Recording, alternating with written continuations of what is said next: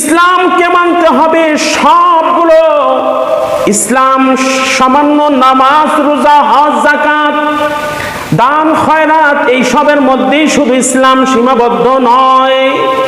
মনে রাখতে হবে ইসলাম রাষ্ট্রের মধ্যে কায়েম করা এটাও কিন্তু হলো একটা ইসলামের নীতি বা ইসলামের এটাও একটা কাজ।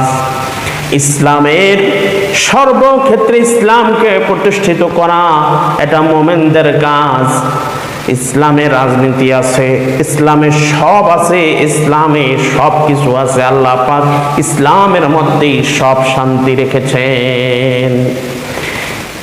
ইসলামের মধ্যে সর্বনিম্ন মানুষ থেকে নিয়ে আপার লেভেল পর্যন্ত কিভাবে এ দেশ চালনা করবেন এই সব পদ্ধতিও কোরআনুল কারীম শিক্ষা দিয়েছেন, এবং এই শিক্ষাটাই হলো সবচাইতে বড় শিক্ষা। এর মতো শিক্ষা কোরআনের মতো শিক্ষা আর কোনো ধর্ম দেয় না। হ্যাঁ, এটাকে আপনাকে মানতে হবে। আপনার মনে চাক আর না চাক, কোরআন সমাজে প্রতিষ্ঠিত করতেই হবে, কোনো ভুল নাই। এর মধ্যে যদি কারো কোনো সন্দেহ থাকে তাহলে তার ঈমান চলে যাবে। অনেকে মনে করে থাকে ইসলামের মধ্যে কোনো রাজনীতি নাই। আরে বেটা, তুমি তো জানো না কোরআনটাই হলো পুরা রাজনীতি। তার মানে এই কোরআনটাই হলো রাষ্ট্র চালাবে, এই কোরআনই হলো সমগ্র পৃথিবী চালাবে। এই কোরআনের ক্ষমতা এত বেশি যে সমগ্র পৃথিবী চালানোর ক্ষমতা আল্লাহ পাক এই কোরআনের দিয়েছেন। সুবহানাল্লাহ, সুবহানাল্লাহ। এটাকে আমরা অনেকে বিশ্বাস করতে চাই না। নেমুখ হারাম, তুমি নেমুখ হারাম হয়ে যাবে, আল্লাহ তোমার উপরে গজব নাজিল করবেন।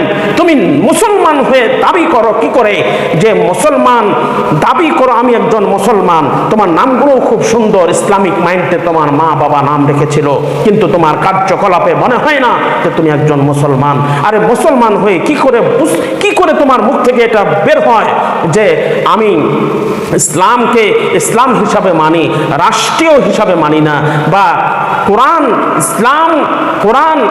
ইসলামের একটা বই বা কিতাব বা একটা ক্যাটালগ।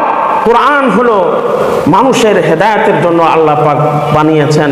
এটা কিন্তু কোরআন যে ইসলাম রাষ্ট্রে আপনার কি করতে হবে, প্রতিষ্ঠিত করতে হবে, এটাকে আমি মানি না।